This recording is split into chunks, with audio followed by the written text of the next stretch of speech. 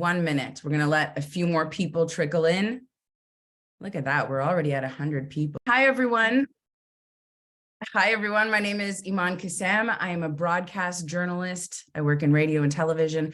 I'm also a MAPC student at Royal Roads University. I'm calling in from Jojage, the unceded territory of the Ganyan-Gahaga Nation, colonially known as Montreal, Quebec. Alors, bonjour tout le monde.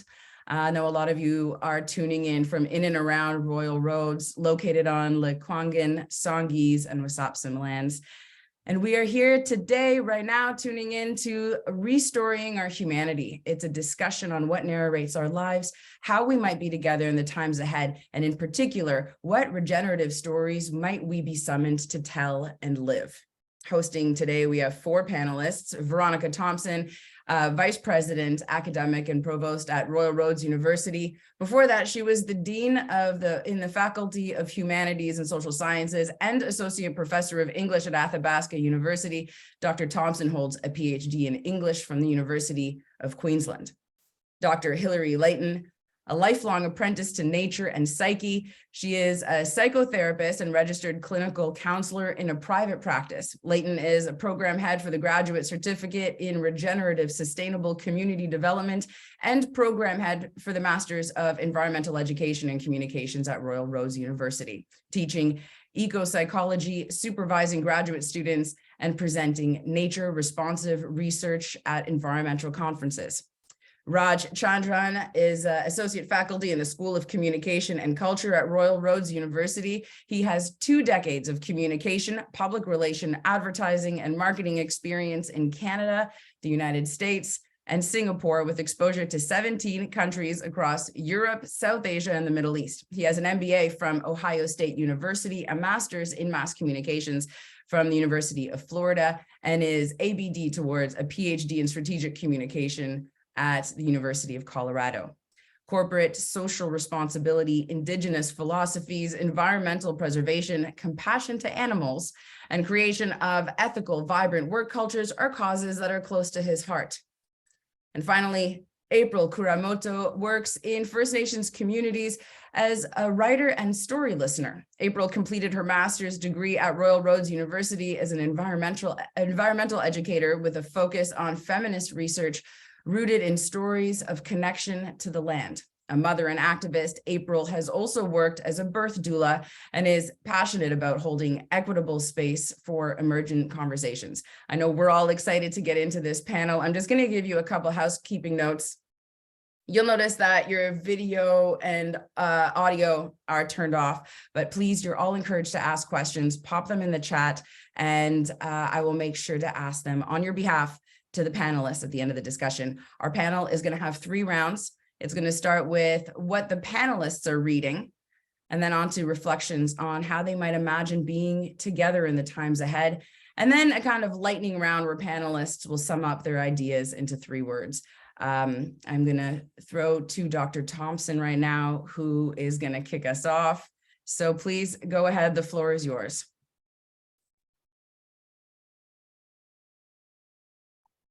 That starts. Thank you so much for the introduction. I'm really excited to be here with everyone today and with my colleagues, Raaj and Hilary and April, to share in a conversation this afternoon. I do just want to acknowledge that I'm joining today from my office here on the Royal Roads campus, so on the lands of the Kosatz and Lekwungen ancestors and families, and I'm grateful every day for the opportunity to live and learn and work here on these lands. So I'm going to set a little bit of context, although Iman has already given you a sense of what we're planning to do this afternoon. But during our panel session, or our planning session for today's panel, our starting point was a reflection on post-secondary institutions and their responsibilities to humanity. We posed and quickly abandoned the question, what are universities for? Not because it isn't an important question, it absolutely is, but because it led us to an inquiry on how to be together as learners, teachers, researchers, leaders in this world. And this line of inquiry generated a multiplicity of ideas, many of which were thematically connected, And as we sparked off of each other's ideas, we found ourselves very soon in an animated conversation about stories and about storying. And the result of those conversations is what we bring to you here today, a semi-structured dialogue that contemplates leadership, learning, research, and teaching in the times ahead. So as Iman mentioned, we're going to begin by sharing with you what we are reading as a way to share a bit more about ourselves and also to open up our dialogue this afternoon. We're going to try and be really concise with our time, but I know Iman, we are going to be keeping track a bit of the timing for us. So I'm going to kick us off with what I'm reading. As was mentioned in the introduction, I have a PhD in English literature. I also have an MA and a BA in English literature, so have spent most of my scholarly and academic life immersed in literature, particularly post-colonial literature. And my doctoral work was actually on maternal discourse in Australian and Canadian women's fiction. So I want to start introducing what I've been reading by sharing an early pandemic experience. So if you just throw your minds back to October 2020, I was at that time on a short sabbatical in anticipation of my arrival at Royal Roads in January 2021. But at that time, I was living in Calgary, and some of you may be aware of a literary festival, an annual literary festival in Calgary called WordFest, which of course had to be reimagined. It was their 25th anniversary. There was a big festival planned and it had to be completely reimagined as a virtual event. Over 13 weeks, WordFest offered a series of curated conversations where carefully paired authors interviewed each other. And at the end of each interview, they were asked to share a must read for the audience. And there was only one that was actually recommended as a must read twice. And that was a novel called Salima Noir's Songs for the End of the World. And so, of course, being really immersed in literature and having some time on my hands, I read it right away. And now, a couple of years later, and in anticipation of our conversations today, I've been rereading it. Songs for the End of the World was an eerily prescient novel, at least in 2020. It was published in the spring, but was written in 2013 to 2019. And it tells the story of a global pandemic through, of course, a web of central characters, some closely and others very loosely connected. It includes a famous writer who has just published his own pandemic novel. And so at first read, I was immersed in a plague novel about a plague novelist in the midst of an actual pandemic. So really reflexive, a bit meta. The novel focuses on a novel coronavirus called Aramis.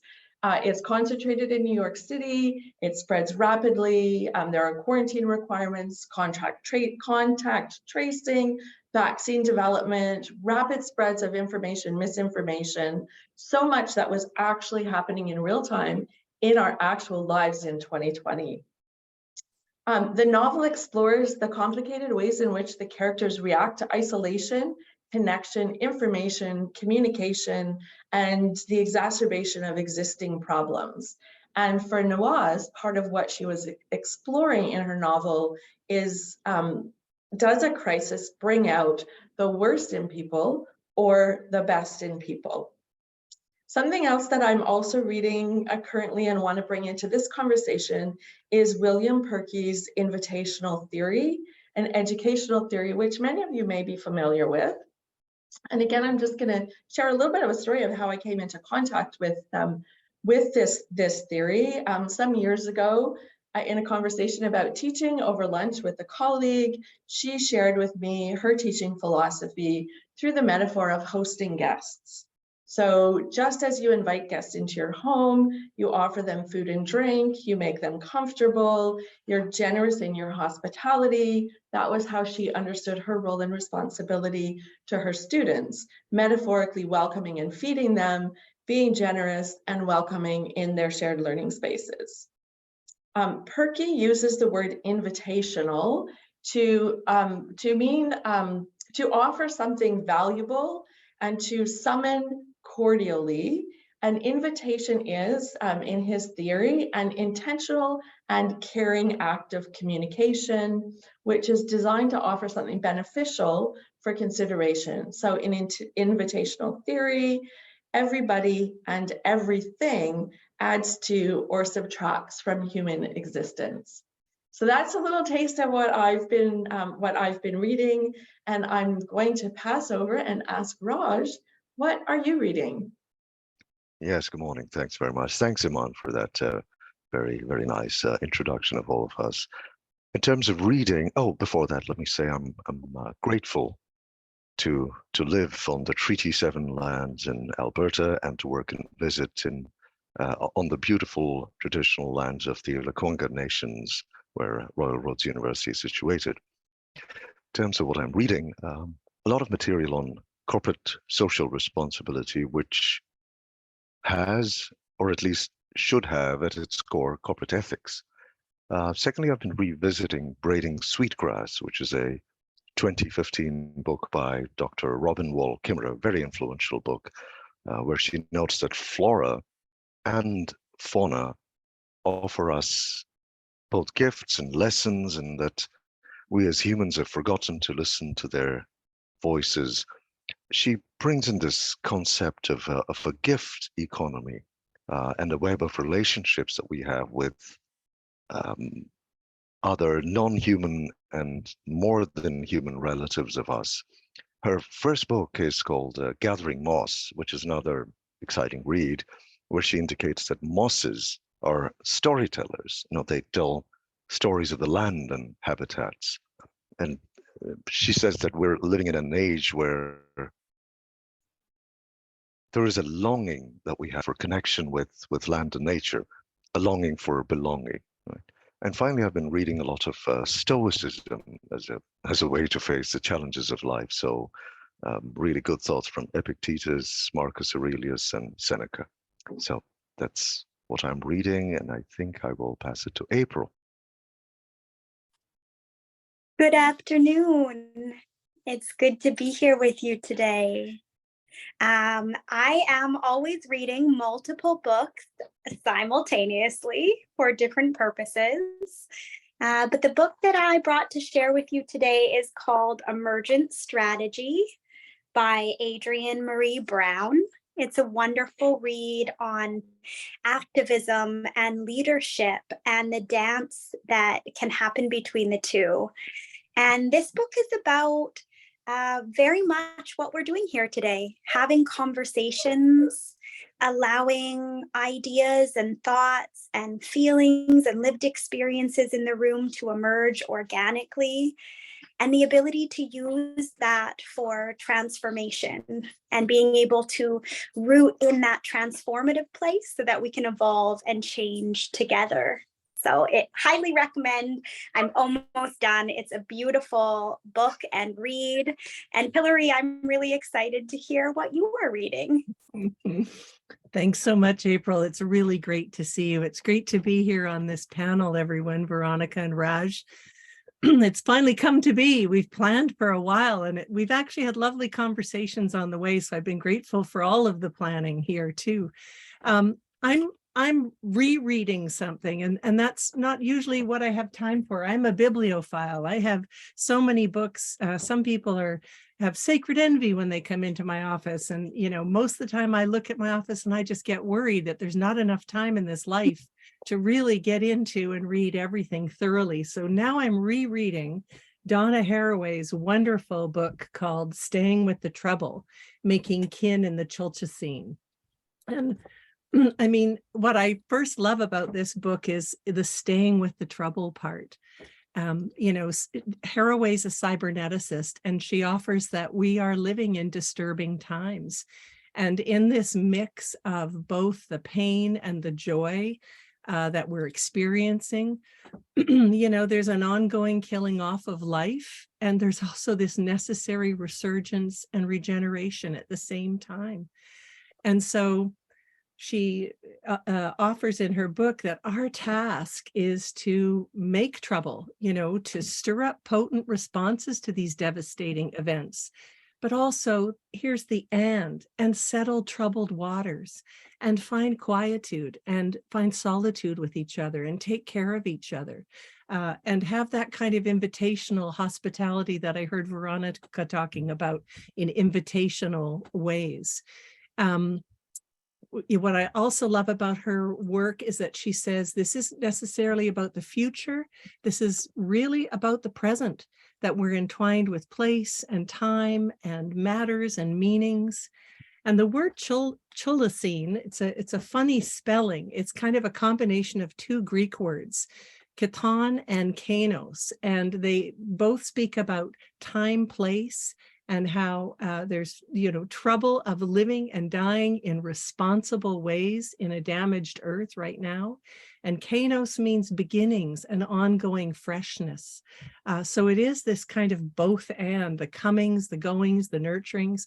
It kind of reminds me of the mycelia that's underneath everything, the hi-fi network, that we really need to nurture and get together and be together in these times. And Chthonic means the beings of the earth, but it also kind of means the monsters, the tentacular ones, the spider legs, the ones that reach out in distributed intelligence, the unruly hair ones, the ones who have feelers and digits and cords and whiptails, and that usually get decimated because they're scary.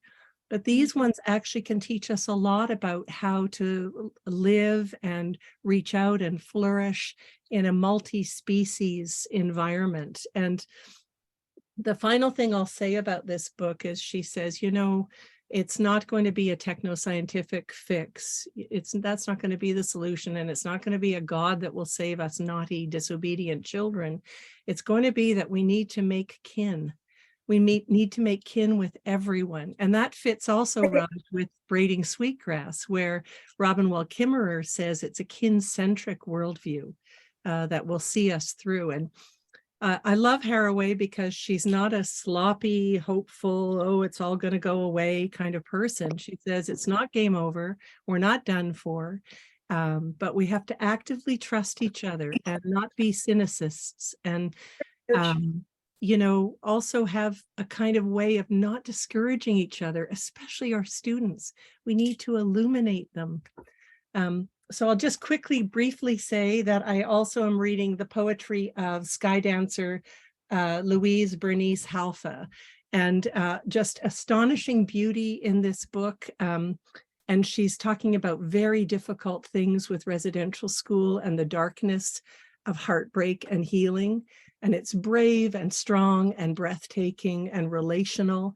And I read it out loud because good poetry deserves to be read out loud. And it reminds me we're all carrying big stories, and we need to read and hear these dark ones if we're going to become kin again.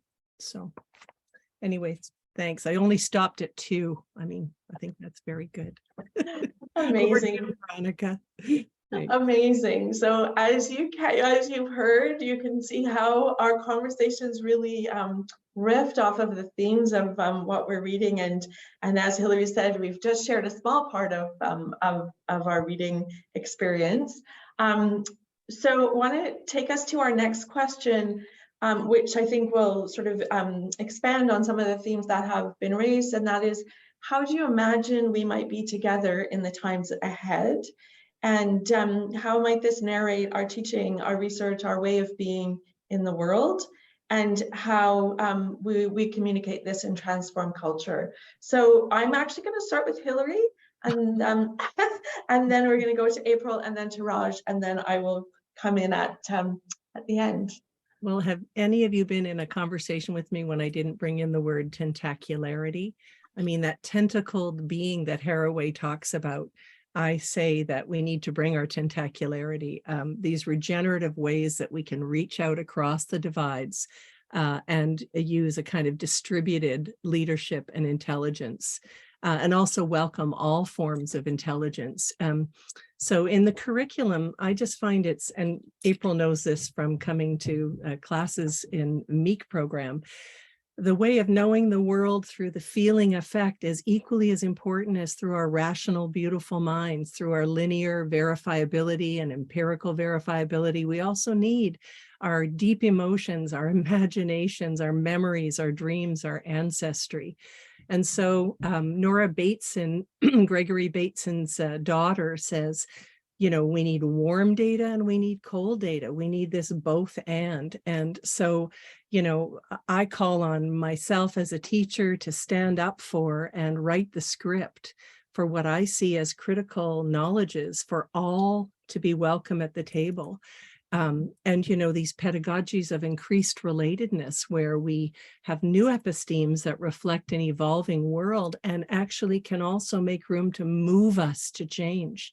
Because I don't think it's enough to know the science. We haven't changed. We need to actually be emotionally bonded to our work. So practices like council practice or circle practice, art making, walking on the land, getting to know the land, time to reflect, but not on your lunch hour or when you have time after class, absolutely built into the curriculum because we value this. And so that's what I do as a teacher. And then my research, I've been looking at, I've been working in métissage, braiding stories together so that there's a larger story than just one individual story, having preference over all. I'm interested at the confluence of thought and plants and place and making, wild basketry and art making. You know, I'm just trying to imagine a future that has all of life in it. And while we're very concerned with what's going on in the world, especially as we teach this and we know what's happening, we're also concerned with beauty and wonder and awe and reverence. And that's just as critical. So, you know, difficult times are backlashes and back loops in systems thinking, and they're necessary. We can't avoid these times. We need to actually dissolve maybe our harmful ways, like dissolve, not try to solve, and, you know, really reorganize ourselves so we can move into new levels of identity and maturation together. We need our stories like never before. We need to feel our way like the tentacular ones. And, you know, we need to see the world as animate, alive, kin. We have to be able to feed knowledge like a living presence. And yeah, so that's, I mean, that's a little bit of it, but yes, I'm pretty passionate about that. So now I'm over to April. April, I'm going to pass back to you and say, over to you. Well, how delightful. Thank you, Hilary. I could just listen to your poetry of words forever. It's a delight to be in this space together again. What a question. How will we be together in the times ahead? I feel the answer is simple, that the only way we'll ever be together is the way that we are. And I've been getting into sci-fi a little bit, which has never been my jam. And at the same time, I don't know about the future. All we have is this moment, and this moment is the seeds that will grow and blossom into the future that we're co-creating right now. And so our presence is so very important, and I'm grateful to each and every person here for this dialogue today, because now is the future. Now determines the tomorrow, if it ever comes, that we will live together. And I have a couple other thoughts. It comes to my mind the importance of ceremony, or whatever it is in your life that keeps you well. And I think about initiating my young daughter. She's 8, and she's has a deep ceremonial life in many ways. And we face much discomfort. And it's really so laughable that we choose to do that. Because one minute we're in tears. Oh, I'm too hot. And we step outside and then we're in tears. Now I'm freezing. And it's such a funny human experience. But to me, one of the great importance of teaching her that and sharing those moments with her is that she has the opportunity to learn and practice dancing with discomfort. So if we will face difficult times, which I trust in all relationships we do and we will, we can train for that.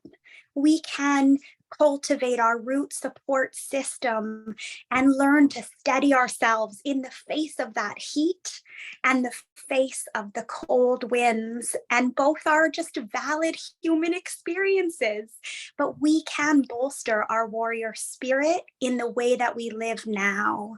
So to me, that's very important because I want to be a part of positive social change. I want to contribute to the emergence of healing and the beauty in this life, in this world. And so my concluding thought is I'd like to just quote the elder that I work closely with. And he says to me almost every day, and today I said it to him, which really made him laugh. I beat him to it. I told him I was going to quote him in this call. His name's Jim Bob, and he's from Snitnawis First Nation, where I work. And he says to me almost every day, be a good neighbor. And that has warmed my heart. Perhaps learning to be together amongst diversity and complexity is as simple as being a good neighbor. Kindergarten stuff, kindness, caring, sharing, food, laughter, human experiences that connect us. And from that connected place, I believe we will connect to our natural grace and find inside of ourselves and one another the abilities to navigate the times ahead. So thank you for this great question. Raaj, I believe, is going to share some thoughts next. Yeah, thanks, April. So if I may propose 5 points for your consideration. Acceptance of different ways of learning and engaging, 1. Receptivity to non-Western practices, 2. Recognition of different sources of knowledge, 3. Decluttering the learning environment, 4. And work-life balance or imbalance, as I will explain shortly, is the 5th point. So the first one, acceptance of different ways of learning and engaging. If the pandemic taught us anything, it's that there are different ways of communicating beyond the traditional in-person, face-to-face format. And this is true both of the workplace and the post-secondary education. This sort of challenges the long-held Western view that, face-to-face communication is the only way to go.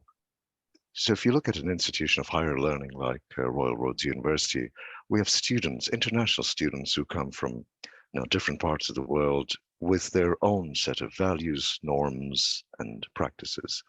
And North America, particularly Canada, we've got workers who migrate to work and live here. So if you look at non-Western cultures, well, let's look at many Asian and African cultures. Students are raised to treat teachers and their senior managers with reverence and to recognize a power differential between them, so that communication tends to be very formal, very measured, and such students may not feel comfortable talking up in class and hogging the time. So the pandemic-driven acceptance of technology has allowed alternate formats for people to participate in a conversation, and this has really worked. So we don't lose out on strong ideas and innovative thoughts to more vocal, assertive people who might dominate discussions in in-person meetings. To me, this represents a new kind of inclusiveness, right? And an invitation to diversity and perspectives and ideas. Second point was receptivity to non-Western practices. Today, we have an opportunity for openness to practices, both in the educational environment as also the industry, to practices that are not from the Western world exclusively.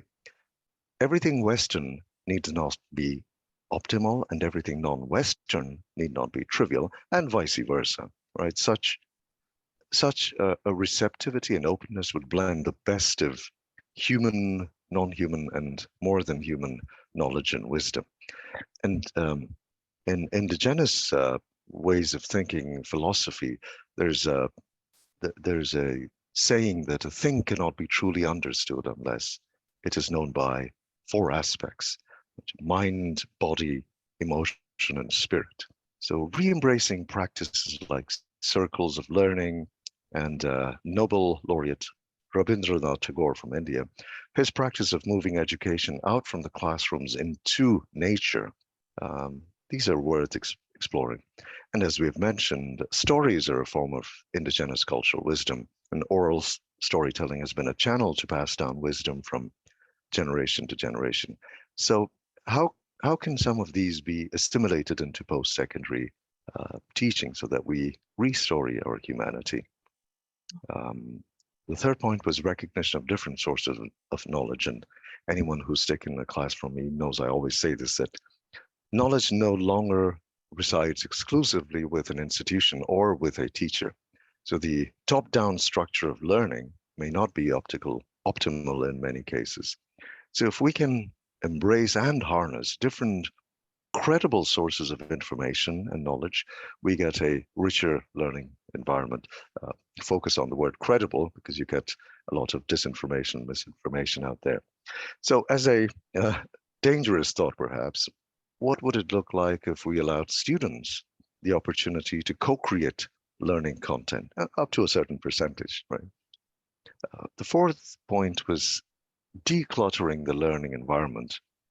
To me, learning is not just about prescribing a heavy reading load. One must also allow for empty space, for reflection, assimilation, and synthesis. And emptiness is something that people don't comprehend, particularly in corporations, because it sounds like a wasted opportunity. But in fact, emptiness has tremendous value.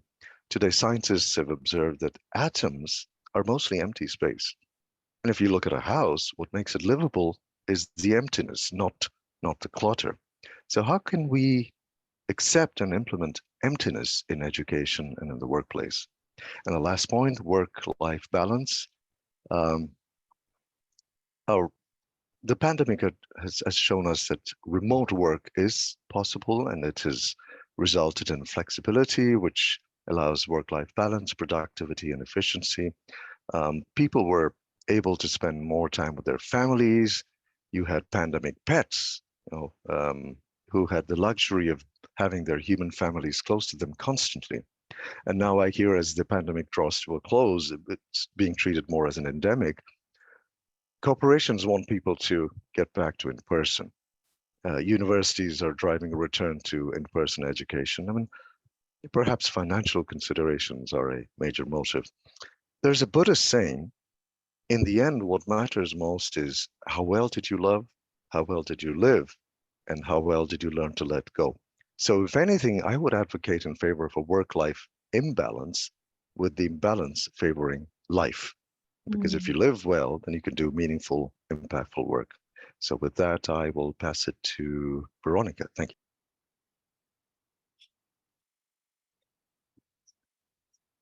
Thank you. Thank you so much. And I don't know how to follow those beautiful reflections. And so maybe I'll just pick up on some of the themes that we've expanded a bit here, and just bring it into sort of a leadership space, because I'm teaching so much right at this moment in my life. But one of the things that I've been really reflecting on, and I've heard it so much in the language here, around restoring our humanity, around warmth and new kinds of inclusiveness, around carrying big stories, planting and growing seeds. I really have been reflecting a lot on how to be, and this does come a bit from Perky, intentionally inviting, not just in teaching and pedagogy, which is of course where that theory is primarily focused, but also within leadership and within relationships across your institution, across your sector, and with colleagues everywhere that you encounter and work with, and really thinking about, because it's possible to be intentionally uninviting or disinviting, or unintentionally inviting or disinviting, which are of course sort of parameters within the theory. But how do we be intentionally inviting? And I think that comes back to the web of relationships that was raised here, longing for connection, longing for belonging, and making the space for that in the work that we do, in our research, in our teaching, in our leadership, in our own learning. And just to really think about, and I'm going to quote Perky here, the powerful process of communicating caring and appropriate messages to summon forth the greatest human potential, as well as for identifying and changing those forces that defeat and destroy potential. So really powerful communication that summons the greatest human potential, which I think we've all talked about in slightly different ways. And then I just want to, coming back just to Nawaz's novel, one of the things that she was really wanting to explore in that text, and which April touched on, is we are all carrying big stories. And one of the things that Nawaz was really deliberately, intentionally inviting us to think about is, how do the stories that we tell influence the behaviors, our behaviors, and other behaviors in the world? And so I want to be really intentionally inviting about those stories that I take forward. And I will just say, without giving away the ending of the novel, which I always tried to never do in that teaching literature because I don't want to take that joy from students, is the novel does end on hope, on the hope we've been hearing about a bit in this conversation this afternoon. And the characters who isolate themselves most fare the least well in that novel. So it really comes back to, I think, this idea of connection, of relationships, of kinship, and of caring. So we are at 1:37. We don't have lots of time left. Want to just do a quick, in case anyone wants to respond to comments from your colleagues here on the panel, and then we'll move into our lightning round. Oh, I'm going to jump in because I want to say, hey, Raaj, you should come to the Meek program. You're one of us. I was watching April, listening to you, and I thought this holographic, the natural classroom, the decluttering, the co-creation, that we're living that, we're doing that. And it's messy and it's not always easy, but I think we have to befriend all of this kind of messiness. And I just love how we all came to this sort of, we're just having one giant conversation, even though we're coming from such different perspectives. So I'm also hearing so much around the feminist perspective, and I'm grateful for that because I think anti-feminism is anti-earth. So I'll feel hopeful in that way. And then I'll just finally say, I think we have to start asking our students, not how intelligent are you, but how are you intelligent? So not about standard testing, but show me your intelligence in the way that you bring it in a holographic way, and making room for that in that invitational space. You're so right about that, Veronica, and it has to be built in. We have to hold the containers of that. That's fierce work because we're pushing against a different kind of schooling that's prevailed and I think has in some ways failed. So we need to consider the whole now. So anyways, this is lovely. I'd like to stay all day. Thank you. April or Raaj, anything you want to riff on here?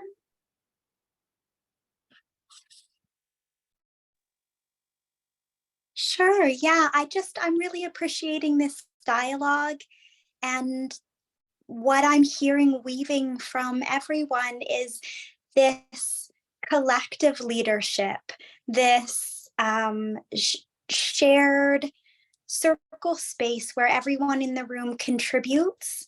And it's exciting. That's what we're doing in this conversation. And also, I think, is telling about the hopefulness and what the road forward, what people, what the masses, and the folks in this room are creating together. And it's exciting because it brings the gifts of everyone into the circle. And I believe from that, we will find stronger messages and guidance than any one of us could alone. So thank you, everyone, for your beautiful thoughts. Yeah, and I can just add one point to all these beautiful discussions that you raise. Perhaps we also need to let go of egos and recognize the unique value that everyone brings, regardless of level in the hierarchy, right? So it's a circle. It's, again, not a top-down structure. So that would be really good, and bring in ideas and content creation as a community, a learning community, and even cooperation as a community if possible. I don't know if it is, but it's a beautiful thought.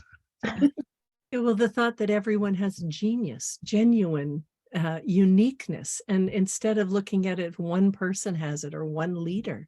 I love that, Raaj. I think that's possible, and that our gifts are only worthy when they're given away. We can't just be great at something and sit on it. That's hoarding. We need to actually be giving it away. So, like April said, how do we practice this? Even if it's not easy, and we've, it's beautiful. We all have gifts to bring. Thank you. I love it. Wonderful. So I'm gonna bring us to our last. Well, maybe I'll just make one quick comment, and I think that's just sort of the values that I hear that are really underlying the conversations we're having are, trust and respect and optimism and relationality. I think that is what we're talking about. So we promised a lightning round, three words to close us off, and I have lost my speaking order. Raaj. Yeah, I think I'm on. So gonna rely on the shared leadership of my next. Raaj. Raaj. All right. Yeah, thank you. Yeah. So my three words are compassion, openness, creativity. Love it. And I'm following you, Raaj. And then I'm going to pass it over to Veronica, and then our final word will be April, as it should be. My three words are, of course, tentacularity, kinship, and love. And I'll just give you a quick 3 words from Donna Haraway. She says, make kin, not babies. We have to make kin with the world. So now over to you, Veronica. And thank you. So my 3 words are, perhaps not surprisingly, intentional, invitational, and connected. But I also want to leave with just a few words from Thomas King, and that is that stories are all that we are. And April, last words to you.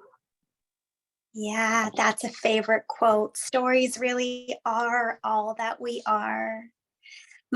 The 3 words that I listened for are transformative, nurturing.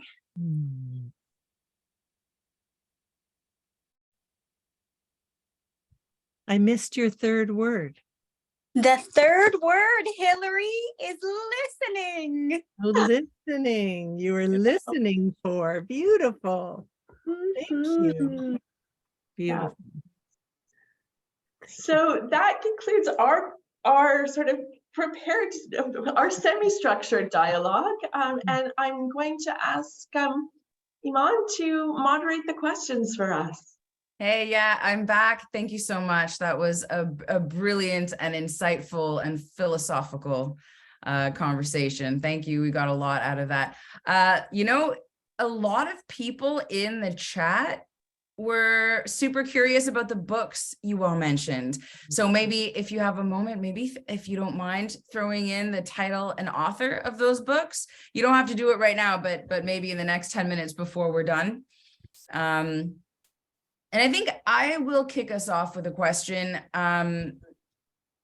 There was, you know, in the section of how we can imagine being together in times ahead, there were a lot of comments on like intersectionality, accepting cultures and different teachings, inclusive, inviting, open-minded. And, you know, I was kind of wondering, as academics in a school that is primarily virtual, how can we embody those? You know, how can we take your teachings as students and living in this, you know, COVID virtual world?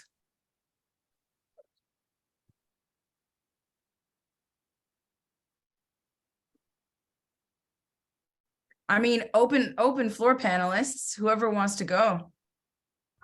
How do we embody the things that, you know, you've shared with us? Well, we had chances to do this, Iman, when we were, you know, bringing our residencies into Zoom, essentially.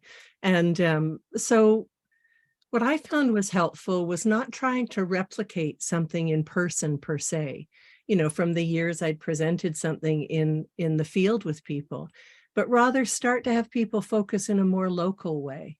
So, you know, if we were on the campus and doing things, we do a lot of our work outside. We are an environmental education and communication program.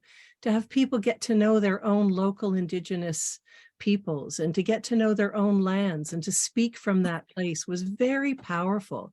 There was so many silver linings in people being at home and being able to do, we even did ceremony over Zoom. I mean, we really very carefully prepared ourselves and selected things and worked very consciously to contain that space and make it small and safe and, you know, sacred, if you will. I mean, if that's even possible, it felt like it was. And students said there was magic. It wasn't what they experienced in person, but it was magic. So I think if we think of elegant ways, and it goes back to Raaj's point, we co-created. I kept saying, is this working? How are we going to do this? What do you guys think? And we just flipped the classroom all the time because these are teachers, these are adults. Nobody comes as an empty vessel. We need each other.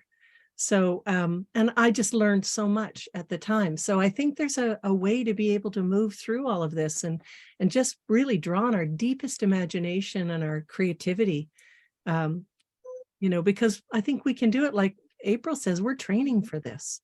And it's always invitational space. It's always a way of everyone has a voice. And especially on Zoom, as Raaj said, everyone has a voice because you know, nobody can kind of hide and nobody can just be the one. So anyways, yeah, sorry. I hope that would be, that's along the lines of what you were saying. I was typing the name of the book when you were asking. So I hope that's it. Oh, yeah.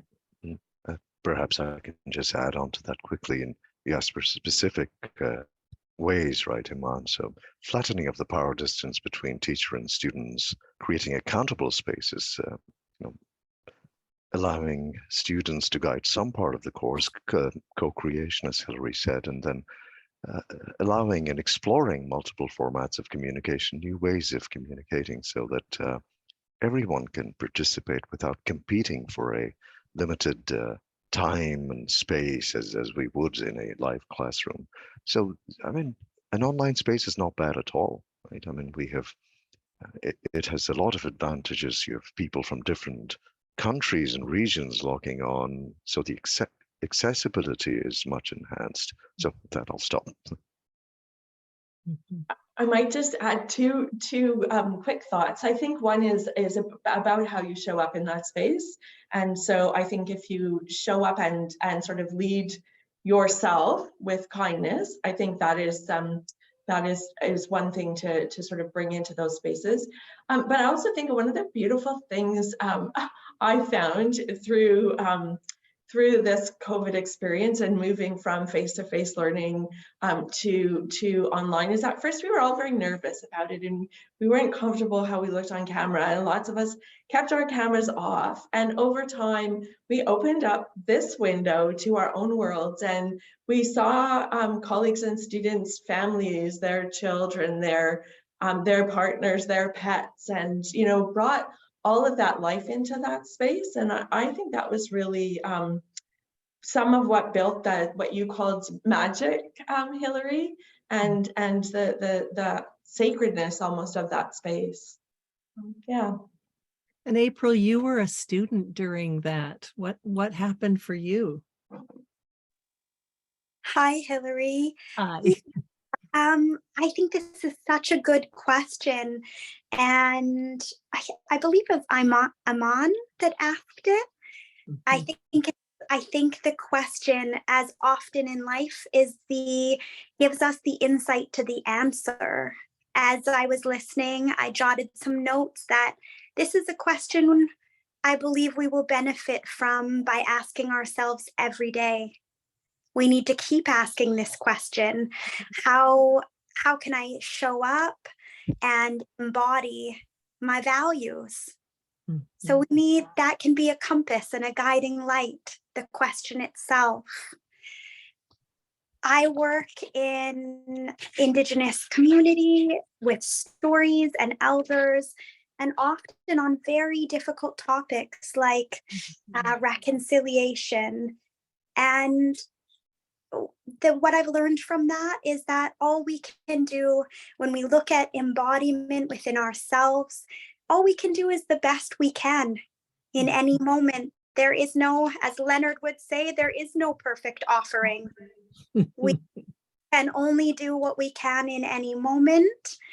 And I would conclude by saying, in the grace of that commitment and difficulty, to show up and contribute the best we can, to know that it's often not good enough, and yet it has to, because it's all that there is. And we show up for the work, and we keep doing it, and we learn as we go. And so I guess my greater message that I take away from that work is that when we can show ourselves and each other the compassion that we are all still learning. Mistakes will be made, blunders will be had, words get twisted and misunderstood, and we're all still learning, and we're all doing the best that we can. And that has to be enough as we just continue to grow step by step. Yeah, thank you so much. Alexis in the chat asked a very similar question, but from a slightly different perspective. And, it's kind of the same, but different. It's a really good question. So I want to ask it. They go, Raaj, you mentioned that online learning has made it more accessible for post-secondary students to access learning. Maybe if they're from other cultures, speaking up is not always the norm due to some hierarchy structures present in other cultures. How do you suppose we get back to coming together in person? Do you think that post-secondary institutions can integrate the online and the in-person aspects of learning? Yeah, thanks, Alexis. I was actually typing out a response to that, but I'll just articulate it. Well, these new ways of access face challenges from institutions because you're challenging the prevalent way in which education has been delivered. But the good thing is the pandemic has shown that online education is a real thing, that you can actually get a credible degree and a credible education, even using this format. And Royal Roads has been actually a leader in this, right? We've been delivering blended education way before it became cool. So how do you suppose, coming back to it depends on the leadership, right? As you can see, a lot of us are open to the idea. We welcome it and embrace it, but will the powers that be allow it in different institutions? Because a lot of them rely, I'm not talking about here, but perhaps in the US, a lot of universities rely on undergraduates to come in and bring in the money, right? and they want undergraduates to live in the dorms, to spend money on campus, and they don't always want to pay similar tuition if they're only going to be on Zoom. So it's really up to the leadership to determine whether they will allow this. And there's also a monetary aspect to it. So we're willing. Will they do it? We don't know. I think when they discover the beautiful secret that we have held here at Royal Roads and about how learning communities and grow together, they're not going to just want to allow it. They're going to race to it. I couldn't agree more. It's interesting because some things that we did online that we had to do online, we're bringing into our in-person world now because it's such a both and. We learned some things just are great to be done in that kind of an environment, and then bring them into even in-person learning. One idea was our poster sessions. It used to be just mayhem, and maybe one or two people would come to your poster and talk to you about your research. Now with digital posters, everyone gets spotlit. That people share with them references and people they should meet. And it's like going to a green room before a performance.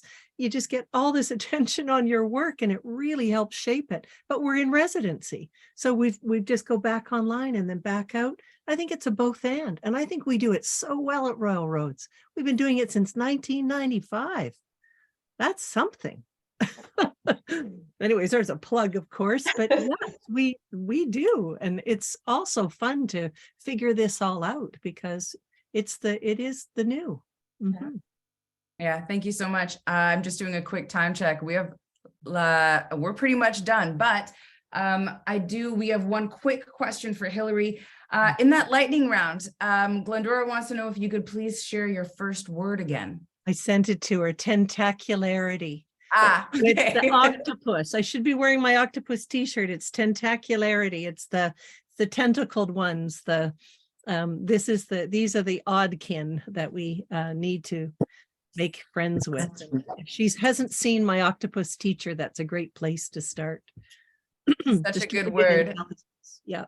Such a good word. Okay, look, thank you so much for such an enlightening and engaging conversation. You've definitely given us a lot to think about, a lot to digest.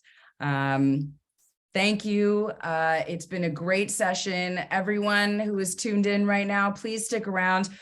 Next is going to be our final session, I believe, and it is a conversation with ChatGPT. I will be in the session. I am one of your hosts again for the next session, so stick around. But you have 3 minutes. Go get a glass of water, grab a coffee, grab a bite to eat, and we will see you again here in 3 minutes.